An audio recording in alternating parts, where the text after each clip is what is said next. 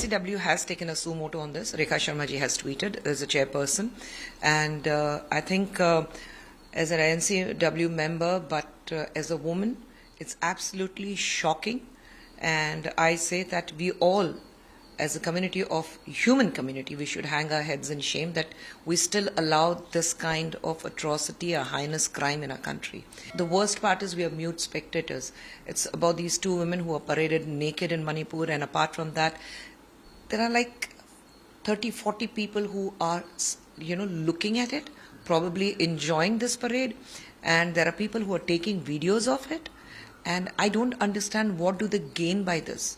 And my question to them would be just one: would you still continue taking the video and enjoying this kind of a scenario? Had it to be a woman from your family, you wouldn't, because then your blood would boil.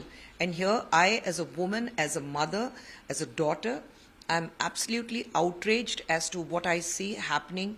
And I think this is the time that we all need to put our political differences aside rather than start the blame game, and say that we, as the people of this nation, we have to make sure that this country is safe for women and this kind of incidents do not happen. You can't just brush it under the carpet and blame it on the police or blame it on the government, state government or the central government as the opposition is doing it. I think we need to blame ourselves that we have time and again allowed such things to happen, and we have been just fighting our personal battles but not collectively come together to fight this battle against the women in our country. As a महिला MP और as a महिला, मन को दुखाने वाली incident जो बोलते हैं, सिर्फ वो महिलाओं का अपमान नहीं, जिस देश में हम रहते हैं, जहां भारत माता करके हम बोलते हैं, जिस देश को माता के नाम से हम पूछते हैं, और उस देश में अगर ऐसे महिलाओं के साथ में घटना होंगी,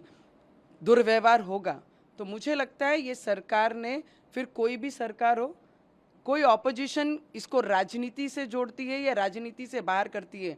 महिलाएं राजनीति का हिस्सा नहीं हैं। पहली तो सभी पार्टियों ने ये समझना बहुत ज़रूरी है। हम महिलाएं जब अपना आदर, रिस्पेक्ट रखकर अपने क्षेत्रों में जाके काम करती हैं, और जब ऐसी महिलाओं के साथ कुछ होता है तो सबसे पहला टीका हम जैसी महिलाओं पे भी होती है कि हम पार्लियामेंट में बैठ के क्या कर रहे हैं।